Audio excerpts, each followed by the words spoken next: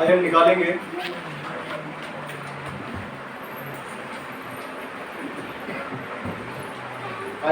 पहला क्रंथियो उसका 15 अध्याय।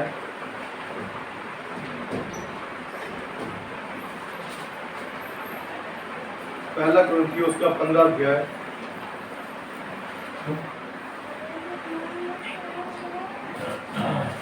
पहला क्रंथियो 15 अध्याय उसका हम 50 से लेकर 58 पद तक बारी बारी पढ़ेंगे।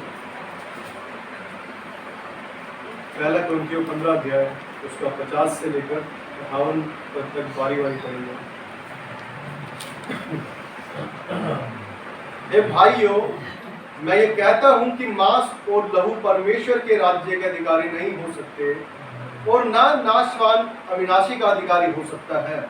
देखो, मैं तुमसे भेद की बात कहता हूँ, हम सब नहीं सोएंगे परंतु सब बदल जाएंगे।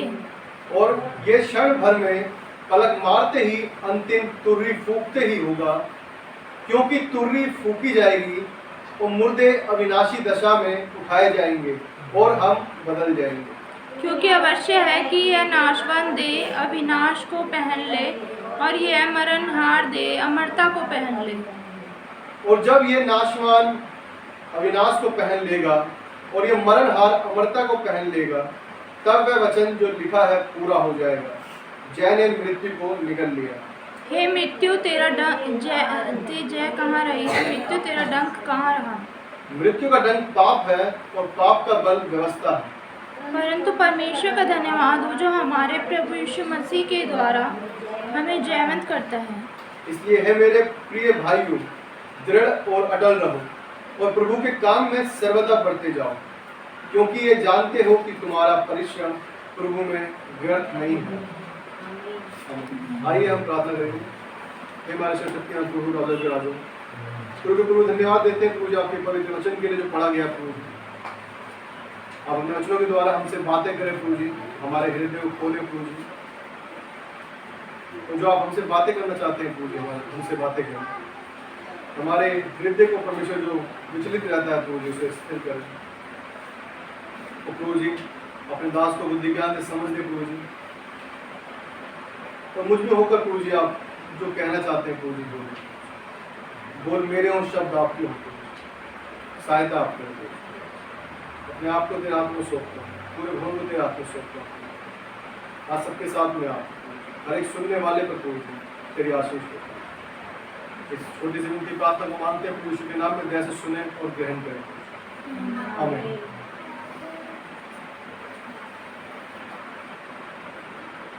हम यह वचन में देखते हैं, हमने पढ़ा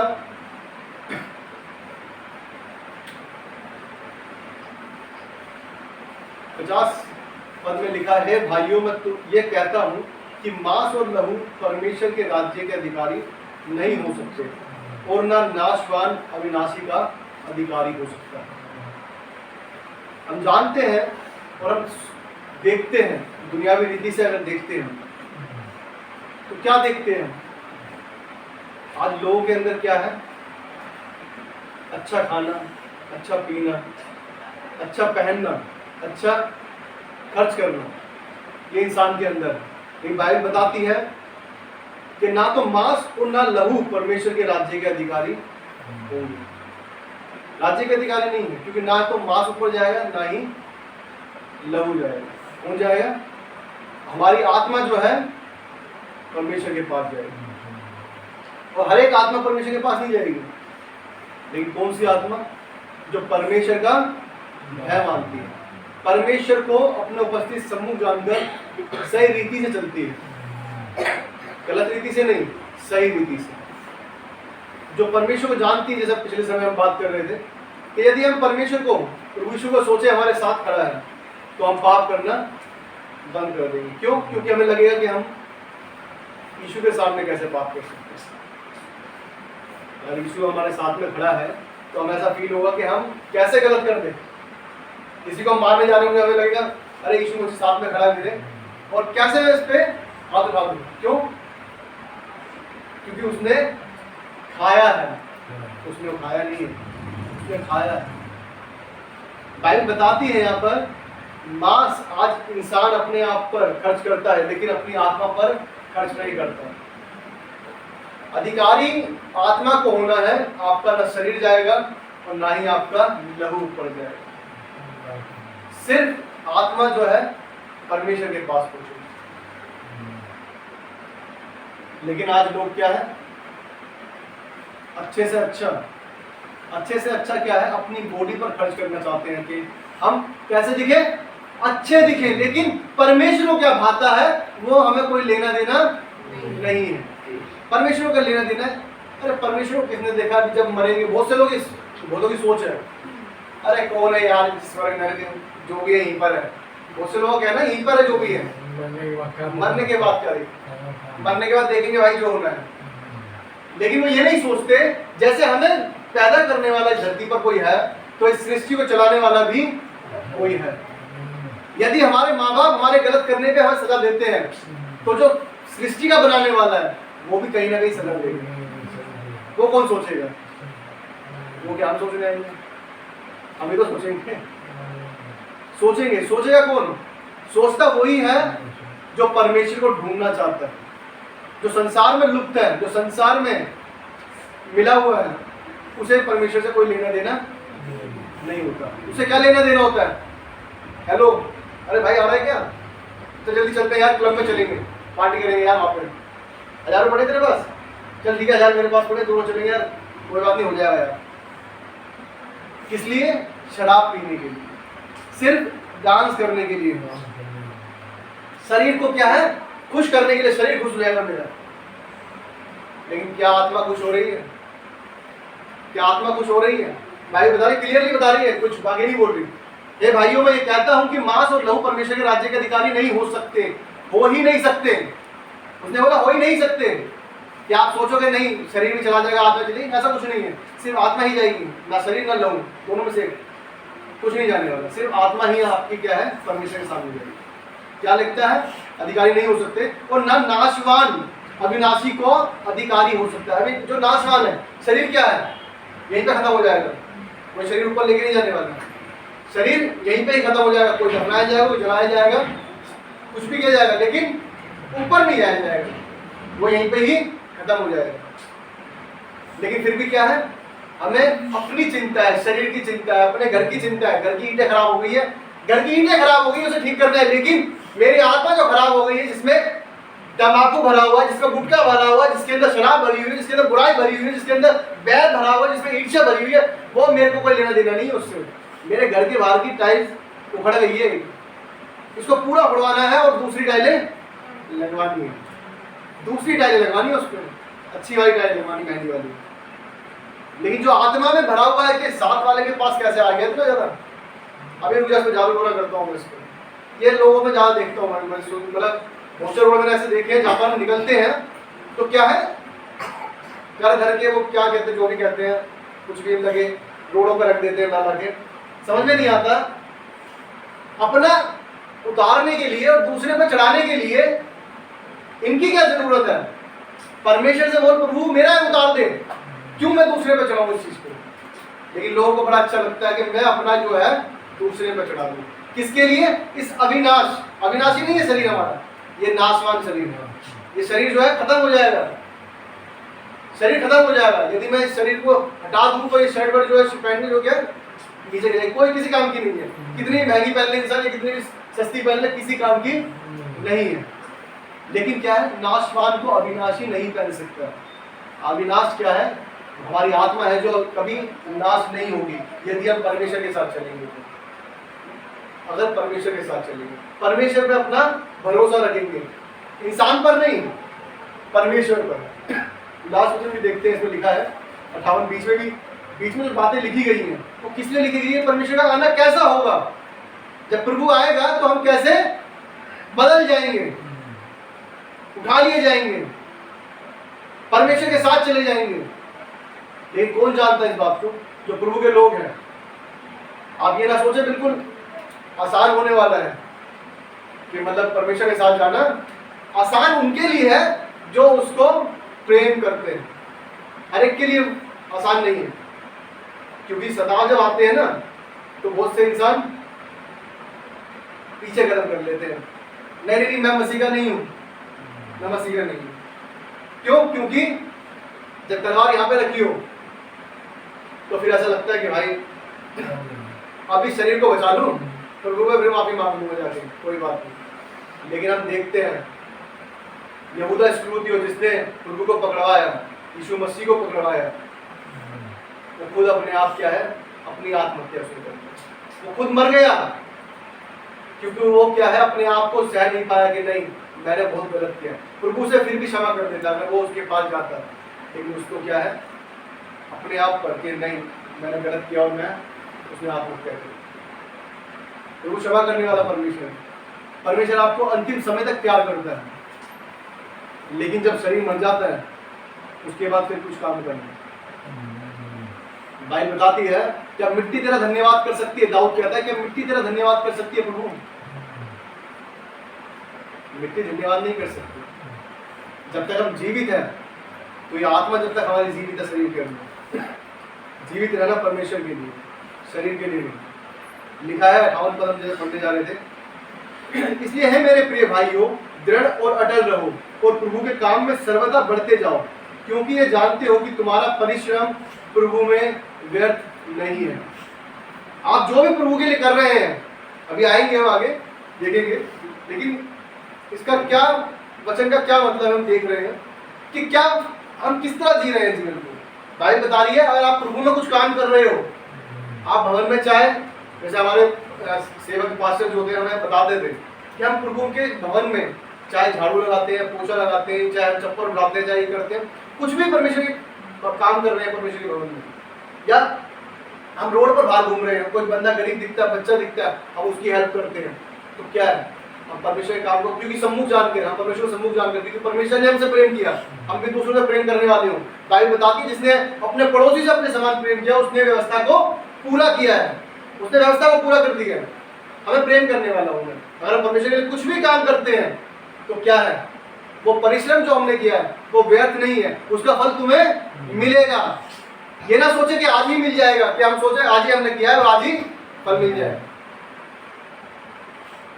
रिजल्ट आने के लिए 31 मार्च तक का वेट करना होता है, उससे पहले पूरे क्लास में हमें रेगुलर रहना होता है, पढ़ना होता है, तैयारी करनी होती है, हर टेस्ट भी देने होते हैं। उसके बाद लास्ट में एक एग्जाम होता है जिसमें हमें पास होना होता है, और उसके बाद जब वो रिजल्ट डिक्लेयर करते हैं 31 मार्च को, उससे पहले एग्जाम होते हैं, लेकिन रिजल्ट कब आता है 31 मार्च को, कि कौन फर्स्ट आएगा कौन सेकंड आएगा और किसको क्या गिफ्ट मिलेगा और किसी को सिर्फ दुआएं मिलेंगी। बहुत होते हैं बेटा कांग्रेट्स, बस पास होते जाओ। अच्छा किसको लगता है, जो फर्स्ट और सेकंड और थर्ड आते हैं उनको अच्छा लगता है, क्यों, उनको गिफ्ट मिलता है, उनको गिफ्ट मिलता है। लेकिन जो पास आते हैं उनको क्या है मिलती है, उन्हें दुआएं मिलती है, बेटा अगले साल अच्छा करना, फर्स्ट आओगे, सेकंड आओगे, थर्ड आओगे, अच्छी तैयारी करना। और एक होते हैं उनमें वो जिनको मार्क्स देके पास किया होता है, जो फेल हो रहे होते हैं, 32 आ गए, 31 नंबर आ गए, टीचर ने 2 नंबर दे दिए 33 करने के लिए कि चलो बच्चा पास हो जाए, साल खराब ना हो। हम वैसे ही हैं, हम वही वाले लोग हैं जो क्या है जीरो थे, हमारे तो जीरो थे, लेकिन परमेश्वर ने क्या कर दिया, अपना प्रेम हम पे प्रकट किया। हम नाश हो जाते हैं, हम नरक में जाने वाले थे, लेकिन प्रभु ने हमारे लिए क्रूस पर जान दिया। यूहन्ना 3:16 सब जानते हैं कि परमेश्वर ने हमसे जगत से ऐसा प्रेम किया कि उसने अपना इकलौता पुत्र दे दिया, ताकि जो कोई इस पर विश्वास करे वे नाश ना हो परंतु अनंत जीवन पाए। क्या रखी कंडीशन, सिर्फ विश्वास करने की, कि नाश ना हो जाए, नाश ना हो जाए, इसलिए उसने कंडीशन रखी, आप विश्वास करो और तुम अधिकारी हो गए परमेश्वर। अब तुम परमेश्वर के बेटे और बेटी हो। यही पढ़ते हैं कि परमेश्वर के बेटा बेटी कैसे होते हैं। यूहन्ना पहला दिया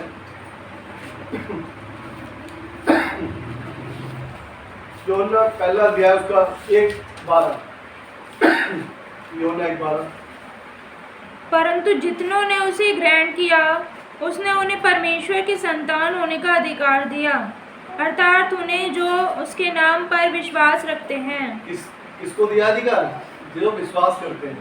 हर एक जो प्रभु यीशु मसीह के नाम पर विश्वास करता है वो क्या है, उसका बेटा बेटी है। प्रभु का बेटा बेटी है वो, याद रखना, ग्रहण किया। जितनों ने उसे ग्रहण किया। जब आप विश्वास करते हैं तो आप उसे ग्रहण करते हैं अपने जीवन में। प्रभु तू मेरा उद्धार करता है, तू मुझे चलाने वाला है, तू मुझे ले जाने वाला है। अब इसके लिए हमने देख लिया यहाँ पर, और हमने अब वापस आते हैं पहला कुरिन्थियों 15 अध्याय। अब इसमें जो आज हम बात करने जा रहे हैं 54 और 55 पद लिखता है, और 56 पद में इस तरह से लिखा है कि और जब वह नाशवान अविनाश को पहन लेगा और ये मरणहार अमरता को पहन लेगा, तब वो वचन जो लिखा है पूरा हो जाएगा, जय ने मृत्यु को निगल लिया। जय ने, यीशु मसीह जो मारा गया, गाड़ा गया और तीसरे दिन जी उठा, मृत्यु का कोई डंक नहीं रहा। अब मृत्यु जो सोचती थी मैं क्या है, आज इंसान को सबसे बड़ा डर किस चीज का है? मरने का, मरना जाए, मरना जाए, मरना जाए। बस एक डर है सर, हर किसी के पास है, हर किसी के पास, चाहे वो छोटा बच्चा हो या बड़ा बच्चा हो, कोई भी क्यों ना हो। अगर रोड से क्रॉस कर रहे हैं तो डर क्या लग रहता है, क्या है कोई उड़ा ना दे। बच्चा भी है तो, और बड़ा भी है तो वो सोचता है रोड पे निकल रहा हूँ बस रुक ना जाए, स्कूटी पे जा रहा हूँ रुक ना जाऊँ, कार में जा रहा हूँ कोई ठोक ना दे। बस यही क्या है, मनों में लोगों के रहता है। लेकिन जो प्रभु में विश्वास रखते हैं वो प्रभु के हाथ में सौंप कर चलते हैं, क्योंकि प्रभु उसे चलाने वाला है, ले जाने वाला है। भाई बताती आगे लिखा है 55 में, हे मृत्यु तेरी जय कहाँ रही, हे मृत्यु तेरा डंक कहाँ रहा। जो डराती थी लोगों को, लेकिन आज डर नहीं है। क्यों डर नहीं है? क्योंकि हमें अब पता है यदि आज हम मर भी जाएं तो प्रभु के साथ होंगे। मेरा जीना मसीह और मरना लाभ है। 56 में लिखा है, मृत्यु का डंक पाप है और पाप का बल व्यवस्था है। पाप का बल क्या है? व्यवस्था है। हम ये भी देखते हैं रोमियो 6:23।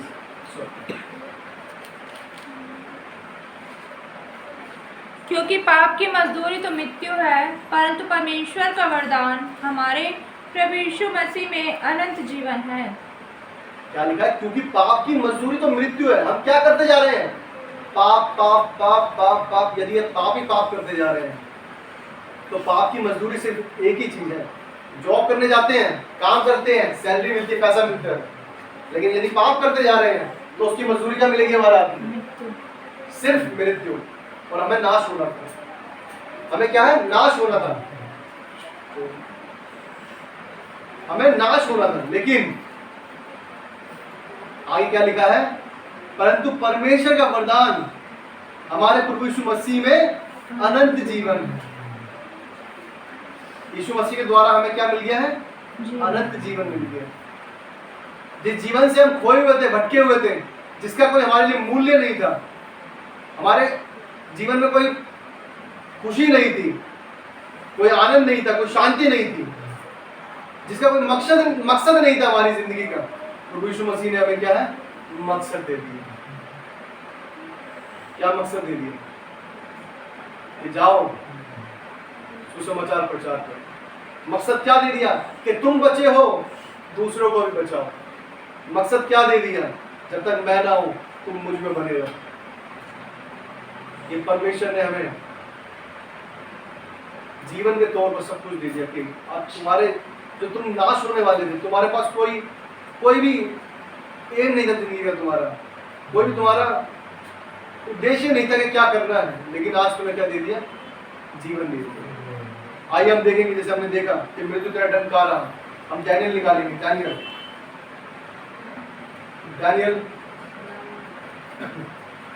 दानियल और उसका हम बहुत बार पढ़ते हैं इसको, और हम देखेंगे फिर एक बार। दानियल 3 अध्याय। ये जबकि बात है सोने की मूर्ति थी। हम जानते हैं जब मूर्ति लगाई गई तो क्या करा कि इसको दंडवत करना है। इस मूर्ति को, जो ये मूर्ति है सिर्फ इसको ही दंडवत करना है, किसी और को दंडवत नहीं करना। आपको किसको दंडवत करना है? मूर्ति को। जो मूर्ति को छोड़ किसी और को दंडवत करेगा वो क्या कर दिया जाएगा? आपके भट्टे में डाल दिया जाएगा। वो आपके भट्टे में डाल दिया जाएगा। यदि आप आग के भट्टे में डाल दिए जाएंगे तो कैसे होंगे आप? आग का भट्टा, हम समझ सकते हैं आग का भट्टा क्या होता है। नॉर्मल अगर हम तंदूर को देखें तो उसमें अगर हाथ नहीं रख सकते हम, लेकिन क्या है आग का भट्टा। बाइबल बताती है, वचन को देखेंगे हम, दानियल तीसरा अध्याय उसका 17-18 पद हम पढ़ते हैं। इस तरह से यहाँ लिखा है, हमारा परमेश्वर जिसकी हम उपासना करते हैं वो हमको उस धधकते हुए भट्टे की आग से बचाने की शक्ति रखता है। वरन है राजा, हमें तेरे हाथ से भी छुड़ा सकता है, परंतु यदि नहीं तो है राजा, तुझे मालूम हो कि हम लोग तेरे देवता की उपासना नहीं करेंगे और ना तेरी खड़ी कराई हुई सोने की मूरत को दंडवत करेंगे। क्या लिखा है? आमीन। क्या लिखा है कि नहीं दंडवत करेंगे हम। आपने मूर्ति जो है लगा दी, कोई बात नहीं, आप झुको कुछ भी करो, हमें पता नहीं, लेकिन हमारे लिए जीवित परमेश्वर कौन है? हमारा यहोवा परमेश्वर, जिसके आगे सिर्फ हम झुकेंगे, हम किसी और के आगे नहीं झुकेंगे। ये मृत्यु, अभी हम पढ़ रहे थे कि मृत्यु तेरा डंक कहाँ रहा। अब मृत्यु का डंक नहीं है, ये मृत्यु का डंक यीशु मसीह ने यहाँ तोड़ा, उसने जी उठा तीसरे दिन। लेकिन यहाँ क्या लिखा है? इन्होंने पहले ही चख लिया स्वाद। क्या स्वाद चख लिया इसने इन्होंने? कि हम तुम्हारी आज्ञा नहीं मानेंगे, हम मूर्ति के आगे नहीं झुकेंगे, जो कुछ है नहीं उसके आगे हम क्यों झुकेंगे, हम सिर्फ परमेश्वर के सामने झुकेंगे। उन्होंने क्या कहा? वह हमको उस धधकते हुए भट्टे की आग से बचाने की शक्ति रखता है। क्या है? बचा सकता है हमें आग की भट्टे से। वरन हे राजा, वो हमें तेरे हाथ से भी छुड़ा सकता है, परंतु यदि वो नहीं भी बचाए, अगर हमारा परमेश्वर हमें नहीं भी बचाता उस धधकते हुए आग के भट्टे से, और हम मर भी जाते हैं उसमें, जल भी जाते हैं, तो भी हम नहीं झुकेंगे, क्योंकि हम सिर्फ परमेश्वर को ही आदर करेंगे, उसी के आगे झुकेंगे। क्यों झुकेंगे? क्योंकि आप जो है हमें इस शरीर में नाश कर दोगे। आप हमें शरीर में नाश कर सकते हो, लेकिन आत्मा में नाश नहीं कर सकते। क्योंकि यदि मैं अपनी उस आत्मा से आपके आगे झुक जाता हूँ, अगर इस आत्मा की वजह से कि मैं सोचता हूँ मैं मर जाऊंगा इस शरीर की वजह से, लेकिन मैं झुक जाता हूँ, तो मैं प्रभु यीशु मसीह अपने यहोवा अपने परमेश्वर के सामने कैसे मुंह लेके जाऊंगा? यीशु मसीह क्या कहेगा? यहोवा क्या कहेगा? कि तूने संसार की रीति बदल दी है, तू संसार के आगे झुक गया, मैं तुझे बचाने वाला हूँ, और तू उनके आगे झुक गया। हम संसारिक रीति से देखते हैं, संसारिक रीति से अगर देखें, यदि हमारे बच्चे हों और हमें कोई मारने आ रहा हो, हमारा अगर बच्चा है, बेटा है, कुछ भी है, अगर वो क्या है देखता है सिर्फ, अगर हमारा अनादर करता है किसी के सामने, तो हमें कैसा लगेगा? अगर हमारे पापा यहाँ खड़े हैं और मेरा बेटा आके मुझे छोड़ के किसी और को पापा पापा बोलने लग जाए और मेरे को आदर ना करे, तो ऐसा लगेगा कि यार खिला पिला बह रहा हूँ, चला बह रहा हूँ, सब कुछ मैं दे रहा हूँ, लेकिन मतलब अंदर से ऐसा फील आएगा कि यार मतलब ये तो देखो, आप सीधी सी बात है, आपका बेटा है, बेटी है, आप उसको मार नहीं सकते, ना ही नाश कर सकते, लेकिन आपके मन में ये आएगा कि मेरा बच्चा कैसा है, मतलब कि मैंने शायद इसे शिक्षा सही दी है।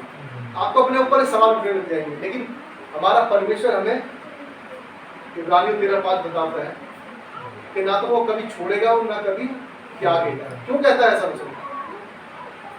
सुनने में सिंपल सा है कि मैं तुझे कभी ना छोड़ूंगा, कभी ना त्यागूंगा, पर क्यों नहीं छोड़ेगा, कभी क्यों नहीं त्यागेगा, क्यों नहीं छोड़ेगा?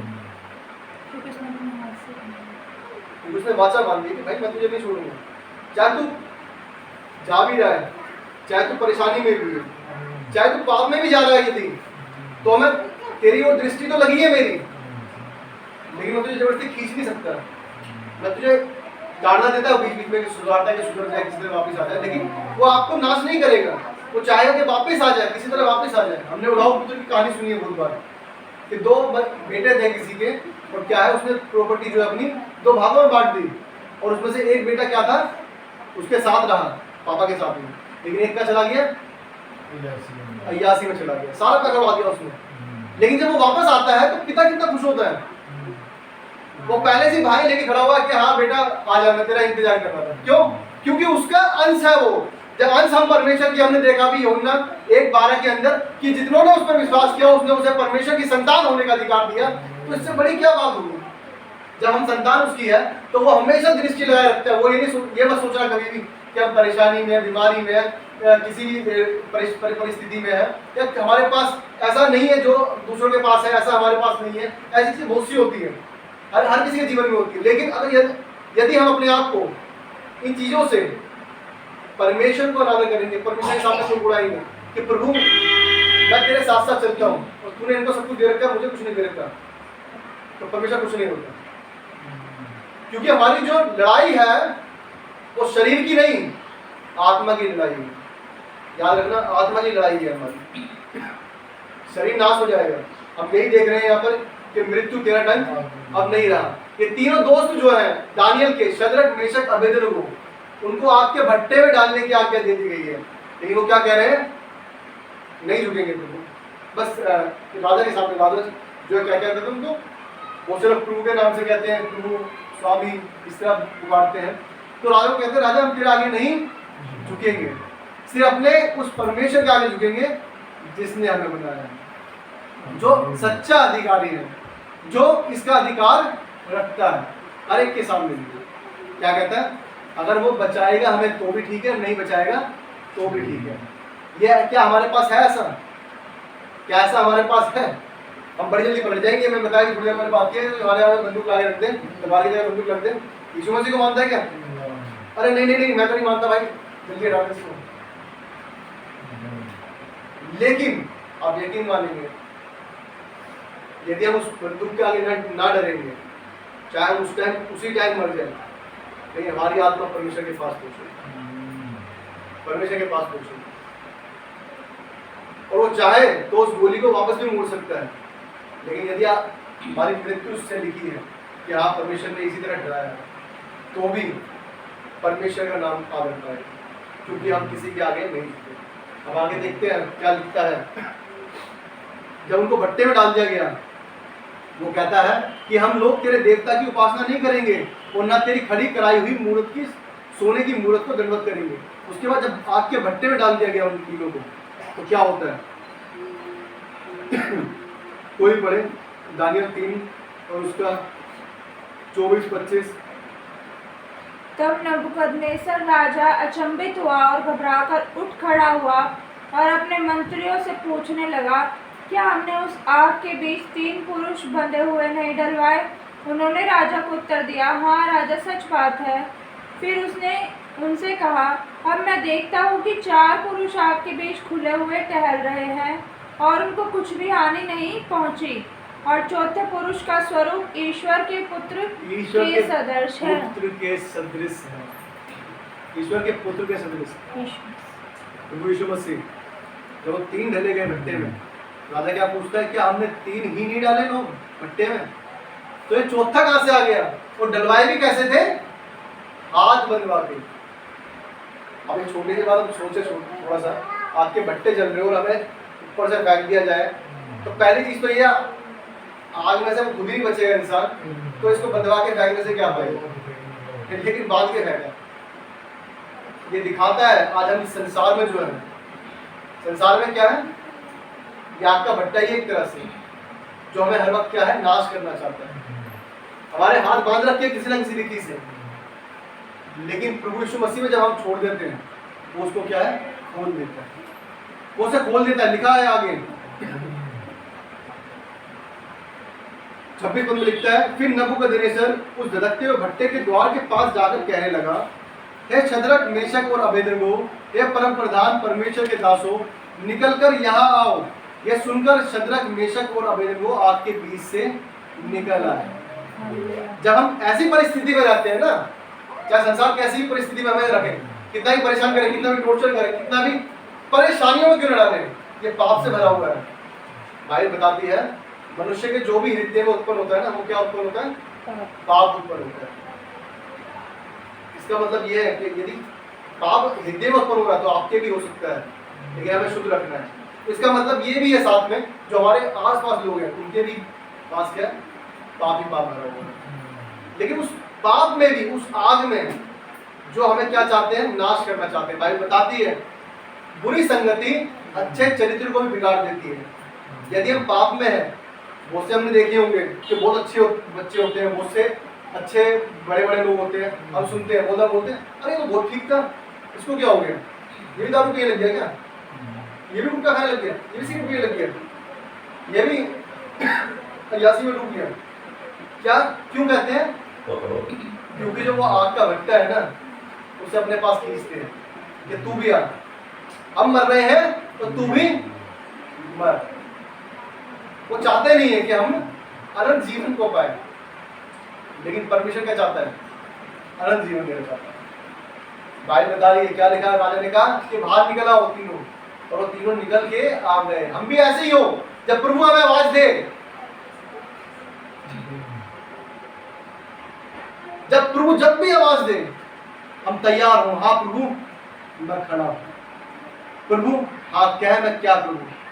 हम प्रभु के लिए क्या है, ऐसे हो के संसार में रहते हुए भी परमेश्वर के चुने हुए कहलाएं, परमेश्वर के चुने हुए लोग कहलाएं, कि लोग कहे कि हाँ इसमें कुछ बात है, इसमें कुछ परमेश्वर का कुछ अलग दिखता है, इसमें परमेश्वर की बात दिखती है। लेकिन यदि हम ऐसा नहीं रहेंगे तो संसार क्या है, हमें भी अपने जैसा ही कर लेगा, हमें उनसे अलग होना पड़ेगा। मैंने पिछले समय बात कर रहे थे कि मैं सच में, जो लोग ऐसे होते, मेरे फ्रेंड, बहुत से फ्रेंड है, स्कूल में पढ़ते हैं, कॉलेज में पढ़ते हैं, बहुत से फ्रेंड होते हैं, हर तरीके के होते हैं, लेकिन हमें उनके साथ रहते हुए भी उनसे क्या है, दूर अलगाव बनाना पड़ता है, दूर रहना पड़ता है, थोड़ा उनके साथ में नहीं रहना पड़ता। यदि आप चोर के साथ बैठोगे, चोर ही गिने जाओगे, याद रखना। कोई अगर हत्यारा है उसके साथ बैठे हो तो हत्यारे ही कहलाओगे, याद रखना। जैसे के साथ रहोगे वैसा ही कहलाओगे। यदि किसी बिजनेसमैन के साथ खड़े हो तो आप बोलोगे शायद अच्छी जॉब लग गई है, बंदे की साथ में रहता है। जैसे के साथ रहता है इंसान वैसा ही गिना जाता है। मृत्यु का ढंग नहीं रहा। अब हम ये ना सोचें कि हम मर जाएंगे तो क्या होगा हमारे, लेकिन प्रभु यीशु मसीह ने क्या है, विजय पा ली। हर एक बात पर क्या है, विजय पा ली। उस मृत्यु पर क्या है, विजय पा ली है। अब मृत्यु का ढंग नहीं रहा। अब हमारे लिए जो हम सोचते हैं कि मरने का हमारे पास क्या होगा, हम मर जाएंगे तो क्या होगा, मरने के बाद कुछ नहीं होगा, तो बस वही होगा जो परमेश्वर चाहता है। यदि हम परमेश्वर के साथ चले हैं, जैसा इन तीनों ने कहा, शद्रक मेशक अबेदनगो ने, यदि हम आज मर भी जाएं, यदि आज हम मर भी जाएं तो भी हम नहीं झुकेंगे। आग हमें जला दे तो भी ठीक है, और नहीं जलाए तो भी ठीक है। वो साथ में एक बात और बोल रहा है, परमेश्वर चाहे अगर तो क्या है, आग से हमें बचा सकता है। वो तो हम सोचते हैं ये हमारे जीवन की बहुत परेशानी आती है ऐसी, हम बोलते हैं प्रभु हमें क्या लगा, कैसे हम इसमें फंस गए, लेकिन बचा सकता है परमेश्वर। लेकिन उसमें हमें फंसने क्यों देता है, फंसने क्यों देता है? जैसे बात कर रहे थे कि बहुत बार हमें पैसे की जरूरत पड़ जाती है लेकिन उनसे लोगों की पहचान होती है, लोग कैसे, वैसे ही हम जब परेशानियों में फंस जाते हैं तो हम क्या सोचते हैं, इससे कैसे बाहर निकलेंगे। बहुत बार हम परमेश्वर को भूल जाते हैं। तो ये परेशानी आती है ना, तो हम किसको याद करते हैं? जब कहीं रास्ता नहीं दिखता, अरे प्रभु अब तो तू ही बचा सकता है। पहले भी परमेश्वर बचा सकता था, लेकिन जब परेशानी आ गई और जब सबने मुंह फेर लिए हैं, अब प्रभु तो बचा सकता है। क्यों? पहले क्यों नहीं? पहले भी तो परमेश्वर के आगे, हर बात के लिए जब आप परमेश्वर के आगे झुकेंगे, आप परेशानी में हैं, परमेश्वर आप बचे, परमेश्वर आप मुझे इससे निकालें।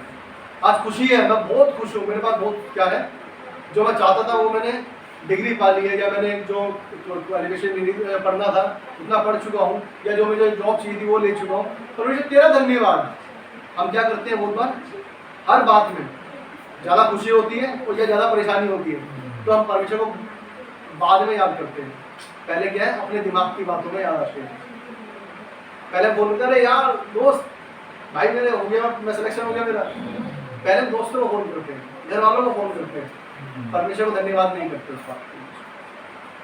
लेकिन बाइबल क्या बता रही है यहाँ पर, हमारी जो जीत है वो शरीर पर नहीं, आत्मा पे होनी चाहिए, आत्मा पे होनी चाहिए। क्योंकि हमारी आत्मा जो है, प्रभु यीशु मसीह जब आएगा तो हम उसके साथ जाएंगे, हमारा शरीर नहीं जाएगा, हमारी आत्मा जाएगी, हमारी आत्मा जाएगी। हम उसके बाद देखते हैं जब हम ऐसा करते हैं तो आगे लिखा है 28 पद में, ये सोचकर अपना शरीर भी अर्पण किया। क्या सोचकर अर्पण किया?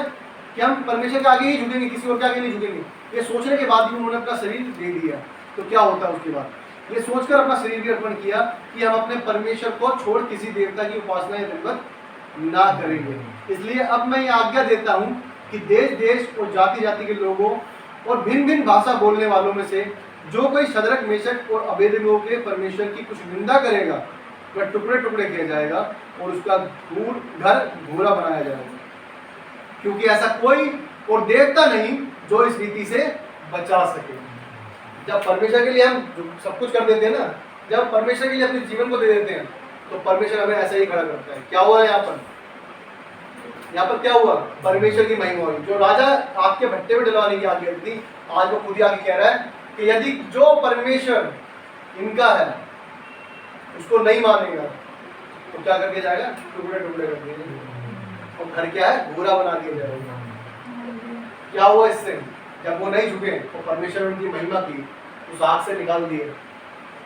उनकी तो महिमा हुई कि ऐसे परमेश्वर को मानते हैं और परमेश्वर की महिमा हुई। एक और बात देखते हैं, ये हम देख रहे हैं कि मृत्यु का डर नहीं है। जब आप मृत्यु को मन से निकाल देते हैं तो आप विजय पाते हैं, क्योंकि आपका जो जीवन है वो शारीरिक नहीं है, आत्मिक जीवन है। हम इधर आत्मिक जीवन जीना चाहते हैं आत्मिक जीवन जीना चाहते हैं। हम यहाँ पर शरीर को लेकर नहीं जाएंगे स्वर्ग में, लेकिन आत्मा को लेकर जाएंगे। हम निकालेंगे दानियल 6 अध्याय। दानियल 6 अध्याय, इसके लिए मैं थोड़ा बताया तो वैसे, बाकी आप घर जाके 6 अध्याय पढ़ सकते हैं। दानियल को भी क्या है? सिंहों की मान में डाल देने के लिए क्या कर दिया? क्या दिया गया? जो उसके जो लोग थे, मतलब जो कह सकते हैं, क्या नाम है, सब कलीग्स कहते हैं, वैसे तो ऑफिस में कहते हैं कि जो खुद के लोग होते हैं आपस में, ऑफिस के बंदे पर्सन होते हैं, स्टूडेंट्स लगा लो या कुछ भी लगा लो, दोस्त लगा लो, मतलब जो पोस्ट के एक ही पोस्ट के बंदे हैं वो क्या जलते थे दानियल से। तो वो क्या करते हैं कि किसी तरह इसको फंसाएंगे जिससे कि यह क्या है? नाश हो जाए। क्योंकि राजा क्या है? इसकी ज्यादा सुनता है। राजा जो है इसकी सुनता है।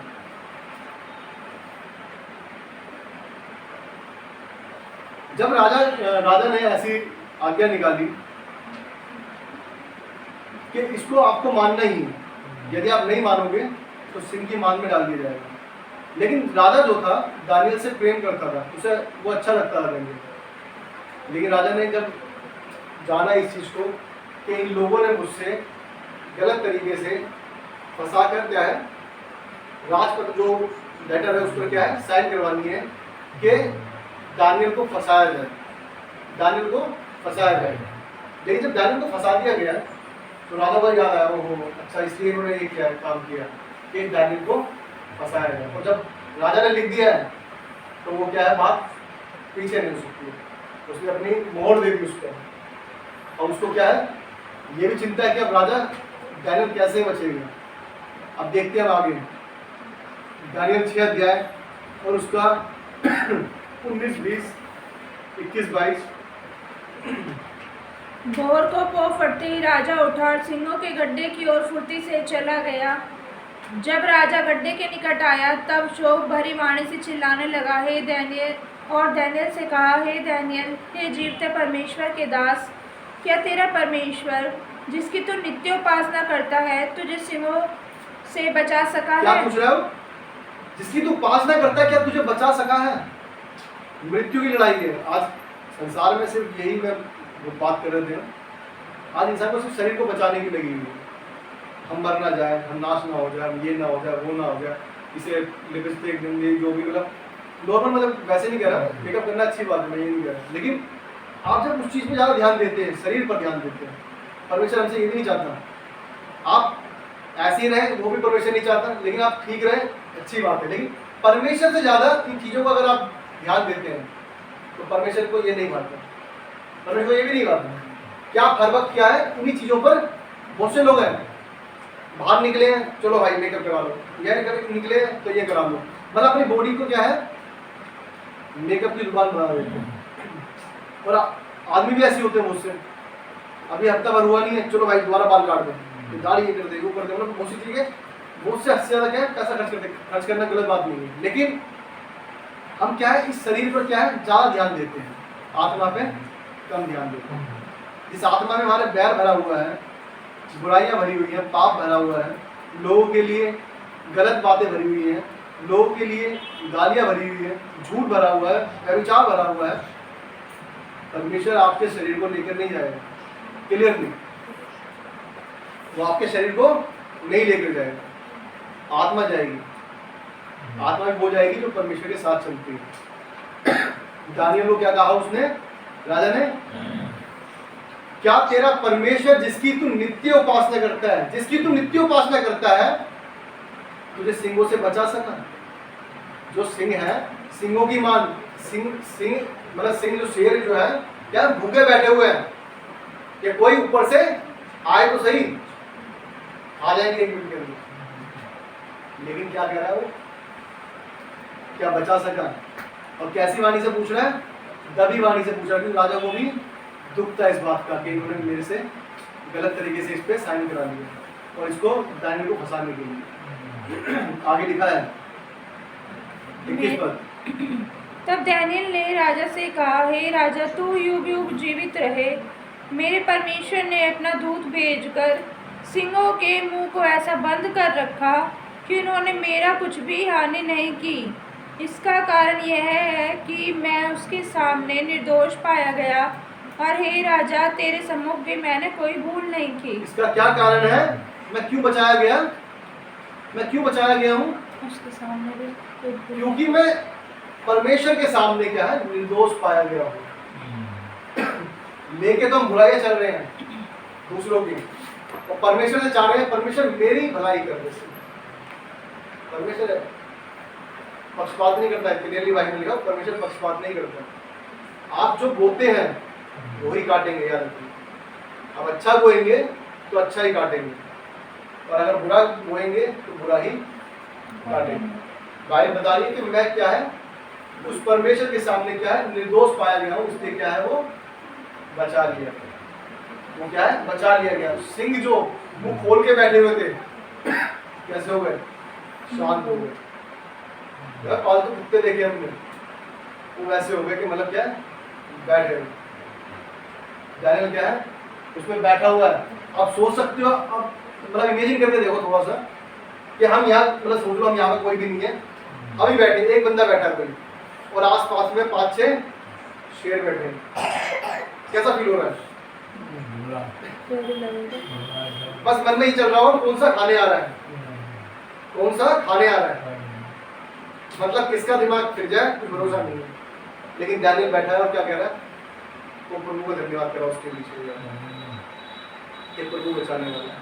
आज हम कैसे भी परिस्थिति में क्यों ना हो, लेकिन परमेश्वर हमें हर एक बात पर क्या है विजय देने वाला। जो अपने प्राण को भी परमेश्वर के लिए कुछ समझता है, कुछ भी नहीं है, परमेश्वर ऐसे लोगों से प्रेम करता है।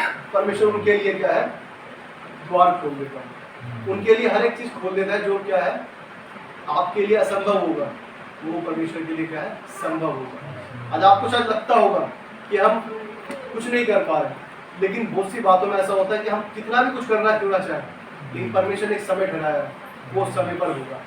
अगर दानियल को सिंहों की मान में डाल दिया ना जाता तो जो लोग बाहर देख रहे थे उनके लिए क्या है वो महिमा का कारण ना होता, या उनके द्वार का कारण ना होता, वो लोग परमेश्वर को ना जान पाते। यीशु मसीह यदि स्वर्ग छोड़ के इस पृथ्वी पर ना आते तो शायद हम भी अनंत जीवन ना पा पाते, हम भी क्या भटके हुए होते। लेकिन प्रभु ने क्या है अपना प्रेम इसी रीति से प्रकट किया कि हम बचाए जा सके, हम उस पापों से क्या है बचाए जा सके। क्योंकि पाप की मजदूरी क्या है मृत्यु है। जैसे हमने देखा रोमियो 6:23 में कि पाप की मजदूरी क्या है मृत्यु। यदि हम पाप करेंगे तो मरना सुनिश्चित है कि मरना। और ऐसा नहीं है कि एक ही बार आपको यहाँ पर आपने सुख भोग लिया ऊपर जाके भी सुख भोगा जाएगा। यहाँ अगर आपने गलत तरीके से सुख भोगा तो गलत तरीके से यहाँ पर भी निकलेगा, और उसके बाद भी ऊपर जाके भी न्याय देना होगा। तो इसलिए अपने आप को हमें परमेश्वर के सम्मुख जानकर पश्चाताप करके, यदि हमने कहीं गलत है पाप किया है तो हम अपने आप पापों को माने कि परमेश्वर मुझसे गलती हुई है। क्योंकि बाइबल बता रही है क्यों बचाया गया है, क्योंकि निर्दोष पाया गया है। निर्दोष मतलब जिसके अंदर दोष ना हो कोई। वो परमेश्वर के लिए उसके अंदर कोई दोष नहीं था। परमेश्वर ने उसको पाया कि हाँ ये मेरा दास है, ये मेरा बेटा है, ये मेरा बच्चा है जो मेरे सम्मुख खड़ा है। इसने अपनी जान के आगे डर के मारे ये नहीं करा कि भाग नहीं गया ये। इसने उस आज्ञा को पूरा किया। राजा ने कहा डाल दे, कोई बात नहीं, मैं निकल के आऊंगा, क्योंकि मेरा परमेश्वर बचाने वाला है। और यदि नहीं भी बचाए तो मैं परमेश्वर के पास स्वर्ग में हूँ। ये परमेश्वर का विश्वास, परमेश्वर के ऊपर भरोसा रखना। आप सच में परमेश्वर महान परमेश्वर। जब इसके लिए लास्ट पढ़ लेते हैं, उसके बाद फिर वचन हम आराधना में जाएंगे। लास्ट वचन लिखा है, जिन लोगों ने डैनियल को फंसाना चाहा, 24 पद में लिखा है, तब राजा ने आज्ञा दी कि जिन पुरुषों ने डैनियल की चुगली खाई थी, चुगली खाई थी, वे अपने अपने बाल बच्चों और स्त्रियों समेत लाकर सिंगों के गड्ढे में डाल दिए जाएंगे। और वे गड्ढे के पैदी तक भी ना पहुंचे कि सिंगों ने उन पर झपट कर सब हड्डियां समेत उनकी चबा डाली। अब सोच सकते हो कितने सिंह कैसे बैठे थे वो। इधर तो सिर्फ डैनियल गया था अकेला, इधर इनके लोग भी गए हैं, पूरे परिवार को फेंक दिया उसको, परिवार को फेंक दिया। अब सोच सकते हो क्या। अब बहुत बार चलो भूल हो जाएगा, परमेश्वर आगे समय देगा, हम बात करेंगे इस विषय पे। परमेश्वर, क्योंकि परमेश्वर के वचन से हम जब समझेंगे, परमेश्वर हमें सिखाएगा। आप यकीन नहीं मानेंगे, आप बोलना शुरू करेंगे तो आप रुकेंगे नहीं, कितना भी बोलते जाएंगे आप। क्योंकि परमेश्वर, जब आप परमेश्वर में रहते हैं तो परमेश्वर आपको अपनी बातें बताते हैं। हमने देखा डैनियल को बचा लिया, वो अकेला था। जब तो उसको शेरों को आके झपट लेना चाहिए था इकट्ठा, लेकिन जब उनके परिवारों को और उन लोगों को डाल दिया जिन्होंने चुगली खाई थी, वो कह रहे पैंती तक भी नहीं पहुंचे, वो सारे सिंहों ने उन पर झपट कर क्या है, हड्डी तक चबा डाली। आप सोच सकते कितने भूखे बैठे थे शेर। ऐसे ही परमेश्वर, शैतान, आप ये मत सोचना कि आप अगर यदि आप परमेश्वर में हैं और परमेश्वर शैतान आपके पास नहीं आएगा। शैतान हर वक्त ये लगाए रखता है कि किस तरह फाड़ खाए। शैतान चाहता है किस तरह आपको गिरा दिया जाए। हाँ, लेकिन जब परमेश्वर साथ होगा ना, तो जैसे वो सिंगों के मुंह बंद पड़े थे, ऐसे शैतान भी कुछ नहीं कर पाएगा। वो बार बार आएगा, जरूर नहीं आता, वापिस चला जाएगा। बोला क्या करूँ उसका, मैं ये तो मेरी सुनी नहीं रहा, तो सिर्फ परमेश्वर की सुने जा रहा है। जब परमेश्वर के साथ हम ऐसे रहते हैं, परमेश्वर के साथ जीवन बिताते हैं, परमेश्वर हमारे लिए हर एक उस परेशानियों को ऐसा दूर कर देगा, क्योंकि हम आनंद में रहना सीख जाएंगे, हम शांति में रहना सीख जाएंगे, और हम उस मृत्यु के डर से बाहर आ जाएंगे कि मृत्यु तेरा डंक नहीं रहा। हमने जैसे कुरिन्थियों में देखा, पहला कुरिन्थियों 15 अध्याय में, कि मृत्यु का डंक नहीं है। तो अब क्या है, परमेश्वर सब कुछ है, परमेश्वर सब कुछ है। मेरा जीना मसीह और मरना लाभ है। यदि मैं जीऊंगा तो मसीह के लिए और मरूंगा तो वो भी मेरा लाभ है कि मैं प्रभु के पास पहुंचूं। आइए परमेश्वर धन्यवाद। आइए आराधना पे जाएंगे। परमेश्वर वचन पढ़े जाने और सुने जाने पर बहुत आशीष हो। आमीन।